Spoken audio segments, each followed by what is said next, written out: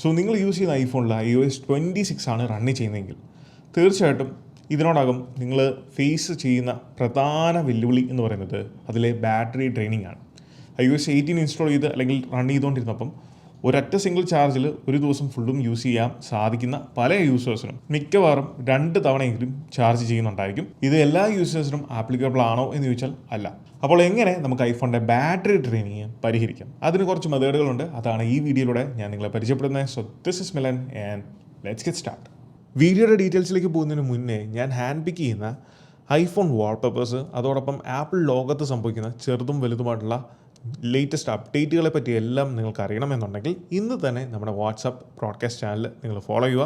താഴെ ഡിസ്ക്രിപ്ഷനിൽ ഞാൻ അതിൻ്റെ ലിങ്ക് കൊടുത്തിട്ടുണ്ട്. അല്ലാന്നുണ്ടെങ്കിൽ ഈ ഒരു QR കോഡ് നിങ്ങൾക്ക് സ്കാൻ ചെയ്യാവുന്നതാണ്. അതിലൂടെ ബ്രോഡ്കാസ്റ്റ് ചാനൽ ജോയിൻ ചെയ്ത് ഡെയിലി ഇതുപോലത്തെ ഹാൻഡ് പിക്ഡ് ആയിട്ടുള്ള വാൾപേപ്പേഴ്സ് വേറെ എവിടെ നിന്നും ആപ്പിൾ റിലേറ്റഡ് ആയിട്ടുള്ള ന്യൂസ് അറിയുന്നതിന് മുന്നേ നമ്മളുടെ ഈ ഒരു ബ്രോഡ്കാസ്റ്റ് ചാനൽ അത് എത്തിക്കുന്നതായിരിക്കും. സോ നമ്മളെല്ലാവരും അപ്ഡേറ്റുകൾ ഇൻസ്റ്റാൾ ചെയ്യും, പല സെറ്റിങ്സും അങ്ങോട്ടും ഇങ്ങോട്ടും മാറ്റും. പക്ഷേ മിസ്സാക്കുന്ന വളരെ പ്രധാനപ്പെട്ട ഒരു പോയിൻ്റാണ് നമ്മൾ യൂസ് ചെയ്യുന്ന ഫസ്റ്റ് പാർട്ടി ആയിക്കോട്ടെ third party applications up to date ആക്കി വെക്കുക എന്നുള്ളത്. കാരണം iOS 26 എന്ന് പറയുന്നത് ഒരു കംപ്ലീറ്റ്ലി ഒരു UI ചേഞ്ച് മാത്രം കൊണ്ടുവന്നൊരു OS അല്ല. ഇതൊരു ഡിസൈൻ ലാംഗ്വേജ് ആണ്.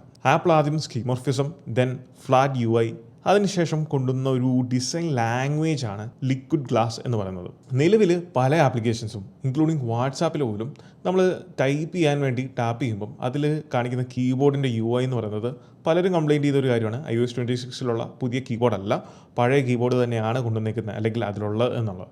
അതിൻ്റെ റീസൺ ഇതാണ്.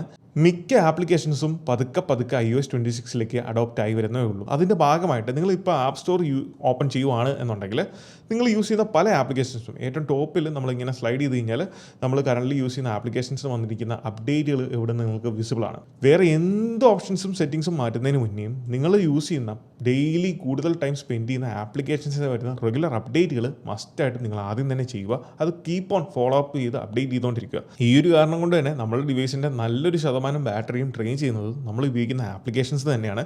2, സെറ്റിങ്സിൽ ബാറ്ററി ഓപ്ഷനകത്തുള്ള ആപ്പിൾ ഇൻ്റലിജൻസ് എനേബിൾഡ് ആയിട്ടുള്ള ഡിവൈസുകളാണ് ഇത് ലഭിക്കുന്നത്. അതായത് iPhone 15 Pro, 16 സീരീസ്, 17 സീരീസിലുള്ള ഡിവൈസുകൾ നിങ്ങൾക്ക് ബാറ്ററി ഓപ്ഷനിൽ ഏറ്റവും താഴെ പവർ മോഡ് എന്ന് പറയുന്ന ഓപ്ഷൻ ഉണ്ട്. ഇതിൽ അഡാപ്റ്റീവ് പവർ മോഡ് എന്ന് പറഞ്ഞ ഈ ഒരു ഓപ്ഷൻ ഇത് നിങ്ങൾ രണ്ടും മസ്റ്റായിട്ട് എനേബിൾ ചെയ്യുക. കാരണം ഇത് ഡിവൈസിൻ്റെ ഡെയിലി യൂസേജിനെ ബേസ് ചെയ്ത് ഓട്ടോമാറ്റിക്കലി ആപ്ലിക്കേഷൻസും ബാക്ക്ഗ്രൗണ്ട് സെറ്റിങ്സും ഒപ്റ്റിമൈസ് ചെയ്യുന്നതായിരിക്കും കൂടുതൽ റൺ ടൈം അല്ലെങ്കിൽ കൂടുതൽ ബാറ്ററി ബാക്കപ്പ് നമുക്ക് ലഭിക്കാൻ വേണ്ടി. 3, ഈ ഒരു UI. പല ആളുകളും പല രീതിയിലുള്ള സെറ്റിങ്സ് ഓപ്ഷൻസ് ഒക്കെ ഡിസേബിൾ ചെയ്യാൻ പറയുന്നുണ്ട്. പക്ഷേ ഈ ഒരു UI ബാറ്ററി കൺസ്യൂം ചെയ്യുമോ എന്ന് ചോദിച്ചാൽ ചെയ്യും. പക്ഷേ ഇത് കൂടുതൽ അഫക്റ്റ് ചെയ്യുന്നത് ഓൾഡർ ജനറേഷൻ ഡിവൈസുകളാണ്. പ്രത്യേകിച്ച് iPhone 11, 12 മോഡൽസിലൊക്കെയാണ് ഇത് കൂടുതൽ അഫക്റ്റ് ചെയ്യുന്നത്. അല്ലാത്ത പക്ഷം UI എലമെൻറ്റുകൾ അത്ര അധികം ബാറ്ററി കൺസ്യൂം ചെയ്യുന്നുണ്ടോ എന്ന് ചോദിച്ചാൽ അതൊരു പരിധി വരെ ശരിയാണ്. പക്ഷേ പൂർണ്ണമായിട്ട് നമുക്ക് ശരിയാണെന്ന് പറയാൻ സാധിക്കില്ല. കാരണം ആപ്പിൾ ഇത് ഒപ്റ്റിമൈസ് ചെയ്തിട്ടുള്ള OS ആണ്. 2, നിങ്ങൾക്ക് പ്രത്യേകിച്ച് ഓൾഡർ ജനറേഷൻ ഡിവൈസുകളിൽ നമുക്ക് ഈ ഒരു ട്രാൻസ്ലൂസൻസിനെ കുറയ്ക്കാനോ അല്ലെങ്കിൽ അതിൻ്റെ ഒപ്പാസിറ്റി അഡ്ജസ്റ്റ് ചെയ്യാനോ നമുക്ക് പ്രത്യേക സെറ്റിങ്സ് ഓപ്ഷൻസും കൊടുത്തിട്ടില്ല. പക്ഷേ നിലവിലെ ആക്സസിബിലിറ്റി ഓപ്ഷൻസിൽ നമുക്ക് 2-3 ട്രിക്സ് യൂസ് ചെയ്യാൻ സാധിക്കും. ഒന്ന്, ഡിസ്പ്ലേ ആൻഡ് ടെക്സ്റ്റ് ഓപ്ഷനിൽ പോയി കഴിഞ്ഞാൽ റെഡ്യൂസ് ട്രാൻസ്പെറൻസി എന്ന് പറയുന്ന ഒരു ഓപ്ഷൻ എനേബിൾ ചെയ്ത് കഴിഞ്ഞാൽ ഇപ്പോൾ നമ്മൾ കണ്ടുകൊണ്ടിരുന്ന ട്രാൻസ്പെറൻസി ആ ഒരു ഫീച്ചറിനെ നമുക്ക് ഒരു പാർഷ്യലി നമുക്ക് ഡിസേബിൾ ചെയ്യാൻ സാധിക്കും. ഇപ്പോൾ നിങ്ങൾ കൺട്രോൾ സെൻറ്റർ ട്രാഗിൻ ചെയ്യുമ്പോൾ നിങ്ങൾക്ക് കാണാം ആ നോട്ടിഫിക്കേഷൻസിന് ചുറ്റിനും ഒരു ഡാർക്കർ ബോർഡർ വന്നിരിക്കുന്നത്. അതിൻ്റെ റീസൺ ഇതാണ്, ആ ട്രാൻസ്ലൂസൻസി നഷ്ടപ്പെട്ടു. അല്ല എന്നുണ്ടെങ്കിൽ ഡോക്കിലും നിങ്ങൾക്ക് ആ ഒരു ട്രാൻസ്ലൂസൻസി നഷ്ടപ്പെട്ടത് കാണാൻ സാധിക്കും. ഇങ്ങനെയുള്ള കീ ഏരിയാസിൽ ഇപ്പോൾ ഇവിടെ ഈ ഒരു സ്പോട്ട് ലൈറ്റ് ഓപ്ഷനിൽ പോകുമ്പോഴും നിങ്ങൾക്ക് കാണാം കീബോർഡ്, അതോടൊപ്പം ആ ബാക്ക്ഗ്രൗണ്ട് നിങ്ങൾക്ക് കാണാം നമുക്ക് ട്രാൻസ്ലൂസൻ്റ് അല്ല അല്ലെങ്കിൽ സീ ത്രൂ അല്ല. അതുപോലെ കൺട്രോൾ സെൻറ്റർ ആക്സസ് ചെയ്യുമ്പോഴും നമുക്ക് സീ ത്രൂ അല്ല. സോ ഈ ഒരു ഓപ്ഷൻ എനേബിൾ ചെയ്യുന്നതിലൂടെ പാർഷ്യലി എങ്കിലും നമുക്ക് ബാറ്ററി സേവ് ചെയ്യാൻ സാധിക്കുന്നതാണ്. പക്ഷേ ഇത് ഞാൻ റെക്കമെൻഡഡ് അല്ല. നിങ്ങൾക്ക് ആ ഒരു 26 ഫുൾ എക്സ്പീരിയൻസ് നഷ്ടപ്പെടും ഇത് ഡിസേബിൾ ചെയ്യുമ്പോൾ. പിന്നീട് ബാറ്ററി സേവിങ്ങിനെ നമുക്ക് സഹായിക്കുന്ന 2 ഓപ്ഷൻസ് ഇതിൽ തന്നെ ഉണ്ട്. ഏറ്റവും താഴത്തേക്ക് സ്ക്രോൾ ചെയ്ത് കഴിഞ്ഞാൽ റെഡ്യൂസ് വൈറ്റ് പോയിന്റ്, അതോടൊപ്പം ഓട്ടോ ബ്രൈറ്റ്നസ്. ഇതിൽ റെഡ്യൂസ് വൈറ്റ് പോയിന്റ് എന്ന് പറയുന്നത് നമ്മുടെ ആ ഒരു വൈറ്റിൻ്റെ ആ ഒരു ഡെപ്തിനെ കുറയ്ക്കാൻ അല്ലെങ്കിൽ അഡ്ജസ്റ്റ് ചെയ്യാൻ സാധിക്കുന്നതാണ് ഈ ഒരു റെഡ്യൂസ് വൈറ്റ് പോയിന്റ്. പിന്നെ ഓട്ടോ ബ്രൈറ്റ്നസ് ആണ്. ഇത് മസ്റ്റായിട്ട് നിങ്ങൾ എനേബിൾ ചെയ്യുക. കാരണം നമ്മുടെ ഡിവൈസിൻ്റെ പ്രോക്സിമിറ്റി സെൻസർ ഉപയോഗിച്ചുകൊണ്ട് നമ്മളായിരിക്കുന്ന റൂം അവിടെയുള്ള വെട്ടം അത് അനുസരിച്ച് ഓട്ടോമാറ്റിക്കലി നമ്മുടെ ഡിവൈസിൻ്റെ ബ്രൈറ്റ്നസിനെ അഡ്ജസ്റ്റ് ചെയ്യുന്നതായിരിക്കും. പിന്നെ നമുക്ക് ചെയ്യാൻ പറ്റുന്നത് മോഷൻ എന്ന് പറയുന്ന ഓപ്ഷനാണ്. ഇതിൽ റെഡ്യൂസ് മോഷൻ എന്ന് പറയുന്ന ഒരു ഓപ്ഷൻ എനേബിൾ ചെയ്ത് കഴിഞ്ഞാൽ നമുക്ക് ട്രാൻസിഷൻസ് ഇപ്പോൾ നിങ്ങൾ കാണുന്ന ആ ഒരു ആപ്ലിക്കേഷൻ ക്ലോസ് ചെയ്യുമ്പം അല്ലെങ്കിൽ ഓപ്പൺ ചെയ്യുമ്പം അതുപോലുള്ള ട്രാൻസിഷൻസ് നമുക്ക് കംപ്ലീറ്റ്ലി നഷ്ടമാകും. അത് നമുക്ക് വലിയൊരു നഷ്ടമല്ല. അതുകൊണ്ട് തന്നെ ഓൾഡർ ജനറേഷൻ ഡിവൈസുകളിൽ അല്ലെങ്കിൽ ബാറ്ററി ഡ്രെയിനിങ് സംഭവിക്കുന്ന യൂസേഴ്സിന് ഇത് എഫക്റ്റീവായിട്ട് യൂസ് ചെയ്യാൻ സാധിക്കുന്നതാണ്. പിന്നീട് സെറ്റിംഗ്സിൽ ജനറൽസ് ഓപ്ഷനിൽ താഴത്തേക്ക് സ്ക്രോൾ ചെയ്യുമ്പം ബാക്ക്ഗ്രൗണ്ട് ആപ്പ് റീഫ്രഷ് എന്ന് പറഞ്ഞാൽ ഈ ഒരു ഓപ്ഷൻ ഇത് ഡിസേബിൾ ചെയ്യുന്നത് നല്ലതായിരിക്കും. ഇതൊരിക്കലും നമ്മളുടെ നോട്ടിഫിക്കേഷൻ സിസ്റ്റത്തെയോ അല്ലെങ്കിൽ ആപ്ലിക്കേഷൻസിൻ്റെ നോട്ടിഫിക്കേഷൻ മേഖലകളെ ബാധിക്കുന്ന ഒരു കാര്യമല്ല. പകരം ഇത് ഇൻ ആപ്പായിട്ട് അതിൻ്റെ കണ്ടൻറ്റുകൾ റീഫ്രഷ് ചെയ്യുന്ന ചില ആപ്ലിക്കേഷൻസ് ഉണ്ട്. ഫോർ എക്സാമ്പിൾ ന്യൂസ് ആപ്ലിക്കേഷൻസ്, അതൊക്കെ ഇൻ ആപ്പായിട്ട് തന്നെ കണ്ടൻറ്റുകൾ റീഫ്രഷ് ചെയ്യും. അല്ലെങ്കിൽ വീഡിയോ സ്ട്രീമിംഗ് ആപ്ലിക്കേഷൻസ്, ഇതൊക്കെ കണ്ടൻറ്റുകൾ റീഫ്രഷ് ചെയ്യുന്നതാണ്. സോ ഇങ്ങനെയുള്ള ആപ്ലിക്കേഷൻസിൻ്റെ കണ്ടൻറ്റ് ആ ആപ്ലിക്കേഷൻ്റെ ഇൻറ്റേർണലി നടക്കുന്ന റീഫ്രഷിങ്ങിനെ മാത്രമേ ഇത് ബാധിക്കത്തുള്ളൂ, നോട്ടിഫിക്കേഷനൊന്നും ബാധിക്കത്തില്ല. സോ നിങ്ങൾക്ക് കംപ്ലീറ്റ്ലി ഇത് വേണമെന്നുണ്ടെങ്കിൽ ഡിസേബിൾ ചെയ്യാവുന്നതാണ്. അതല്ല എന്നുണ്ടെങ്കിൽ വൈഫൈ ഓപ്ഷനിലേക്ക് സ്വിച്ച് ചെയ്യാവുന്നതാണ്.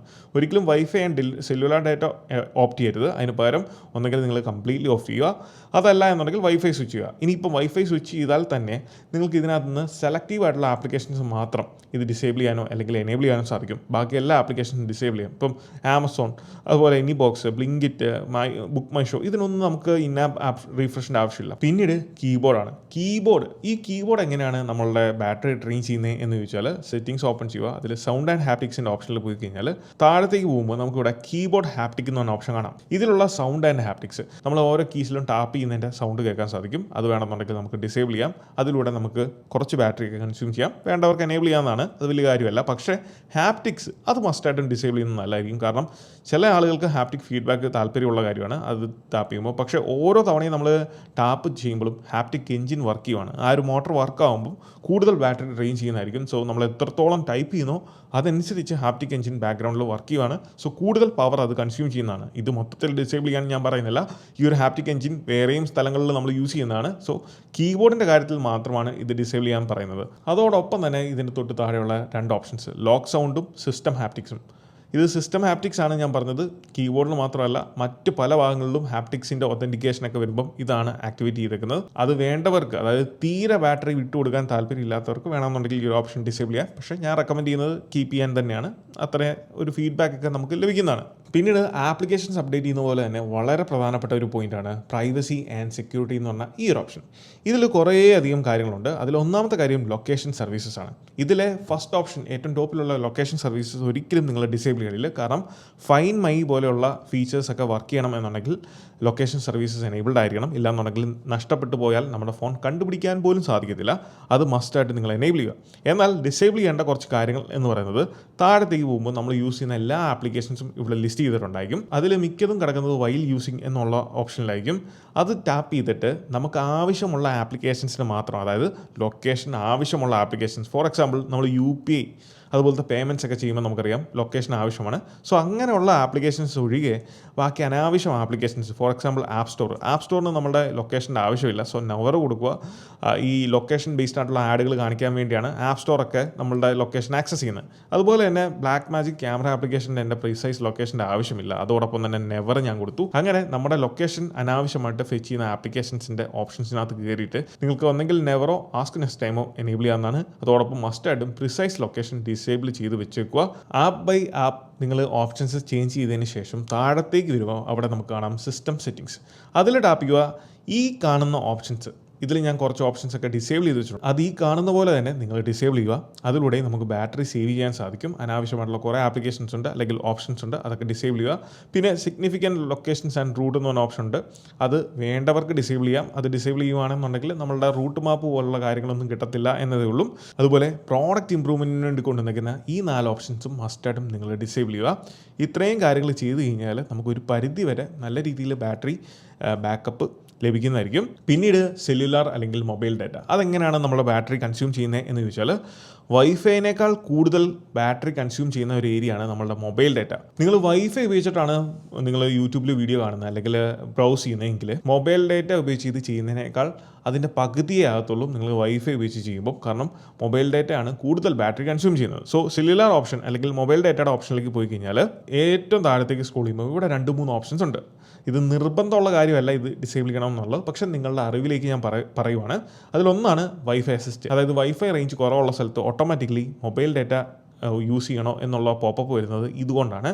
ഇത് ഡിസേബിൾ ചെയ്ത് കഴിഞ്ഞാൽ നമ്മുടെ മൊബൈൽ ഡാറ്റ യൂസ് ചെയ്യത്തില്ല. കാരണം ഞാൻ പറഞ്ഞു മൊബൈൽ ഡാറ്റ ആണ് കൂടുതൽ ബാറ്ററി കൺസ്യൂം ചെയ്യുന്നത്. 2 iCloud ഡ്രൈവ് ആണ്. അതായത് iCloud ഡ്രൈവിലേക്ക് വൈഫൈ ഉപയോഗിച്ചോ അല്ലെങ്കിൽ മൊബൈൽ ഡാറ്റ ഉപയോഗിച്ചിട്ടോ നമ്മൾ സേവ് ചെയ്യുന്ന കാര്യങ്ങൾ അപ്ലോഡ് ചെയ്യാൻ സാധിക്കും. അത് ഡിസേബിൾ ചെയ്യാൻ സാധിക്കും ഇവിടുന്ന്. അതോടൊപ്പം തന്നെ iCloud ബാക്കപ്പും ഇതും നിങ്ങൾ ഡിസേബിൾ ചെയ്യുക. വൈഫൈ അല്ലാതെ വേറെ ഒന്നും യൂസ് ചെയ്തുകൊണ്ട് iCloud ബാക്കപ്പും iCloud ഡ്രൈവും ഇത് രണ്ടും ഡിസേബിൾ ചെയ്ത് വെക്കുക. പിന്നീട് ഇതിൽ തന്നെ സെല്ലുലാർ ഡേറ്റയുടെ ഓപ്ഷനിലേക്ക് പോയി കഴിഞ്ഞാൽ ഇതിൽ വോയിസ് ആൻഡ് ഡേറ്റയുടെ ഓപ്ഷനിലേക്ക് ടാപ്പ് ചെയ്ത് കഴിഞ്ഞാൽ നമുക്ക് 4G ഉണ്ട്, അല്ലെങ്കിൽ LTE ഉണ്ട്, അതോടൊപ്പം 5G ഉണ്ട്. ഈ കാലഘട്ടത്തിൽ 5G ഉപയോഗിക്കുക എന്ന് പറയുന്നത് സർവ്വസാധാരണമായിട്ടുള്ള കാര്യമാണ്. പക്ഷേ ഇപ്പോഴും ഞാൻ LTE ആണ് ഉപയോഗിക്കുന്നത്. കാരണം 5G കൂടുതലായിട്ട് നമ്മുടെ ബാറ്ററി കൺസ്യൂം ചെയ്യും എന്നുള്ളത് കൊണ്ട് തന്നെയാണ്. ഇവിടെ പല അഭിപ്രായങ്ങളുള്ളവരുണ്ട്.